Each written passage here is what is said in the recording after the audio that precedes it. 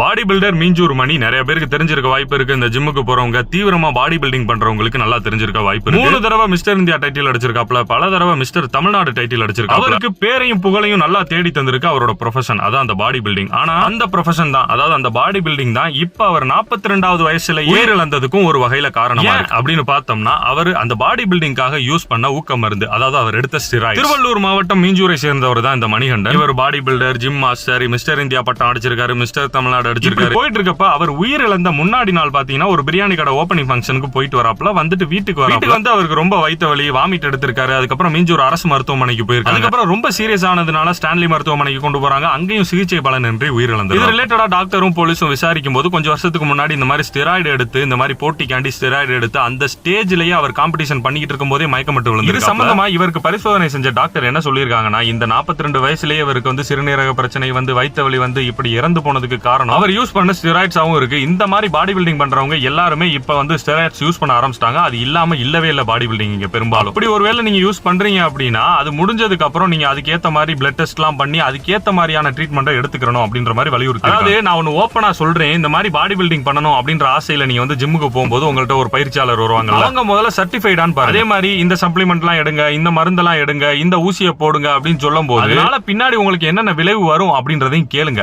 அவருக்கு தெரியலனா போய் டாக்டர் விசாரிங்க. நான் ஏன் அப்படி சொல்றேன்னா, ஸ்டெராய்ட்ஸ் யூஸ் பண்ணி பாடி பில்டிங் பண்றது வந்து ஒரு சர்டன் ஏஜ் வரை நல்லா இருக்கும். அதுக்கப்புறம் என்ன வேணாலும் ஆகலாம். நிறைய பாடி பில்டர்ஸ் இறந்து போயிருக்காங்க, உங்களுக்கும் தெரியும். நம்ம நியூஸ்ல நிறைய இடத்துல பாத்துக்கிட்டு தான். உதாரணத்துக்கு இந்த ஜோ லிண்டர் அப்படின்ற ஒரு பாடி பில்டர் இருந்தாப்ல, ஜோ எஸ்தெட்டிக் அப்படின்னு சொல்லி பேஜ் எல்லாம் வச்சிருந்தாப்ல. அவர் பாக்குறதுக்கு ரொம்ப ஆரோக்கியமா இருக்க மாதிரி தெரியும். ஆனா அவர் இப்ப உயிரோட இல்ல. என்னோட ஒரு 2 வயசு மூத்தாலும் பாடி பில்டிங் பண்ணிட்டு தான் இருந்தேன், காட்டுத்தனமா பண்ணிட்டு தான் இருந்தேன். நம்ம நார்மலா சாப்பிடுற உணவுலயே டயட் மாதிரி எடுத்து பிரிச்சு பண்ணிக்கிட்டு எனக்கு அந்த எக்ஸ்டர்னல் சப்ளிமெண்ட்லயோ அந்த ஸ்டெராய்டு எடுத்து பண்ணணும் அப்படின்ற ஒரு ஆர்வம் கொஞ்சம் கூட வரல. 0.001% கூட வரல. ஏன்னா அது ஆரோக்கியமானது கிடையாது. உங்களை வெளி தோற்றத்துக்கு வேணா நல்லா அப்படியே பக்காவா காட்டலாம், ஆனா உள்ள நிறைய அடியாகிட்டே அதை நம்ம பார்த்துட்டோம். ஒருத்தர் மிருகம் மாதிரி இருந்தவர் வீல் சேர்ல இப்ப வந்து நொண்டிக்கிட்டு போறதையும் பார்த்துக்கிட்டு இதெல்லாம் பார்த்ததுக்கு அப்புறமும் இல்ல பரவாயில்ல எங்களோட பேஷன் நாங்க பண்ணுவோம் அப்படின்னு பண்ணுங்க. டாக்டர்கிட்ட முறையா கன்சல்ட் பண்ணிட்டு பண்ணுங்க. இல்லைன்னா உங்களை சுத்தி உள்ளவங்க எப்பவுமே ஒரு பயத்துல இருக்கிற மாதிரி இருக்கும்.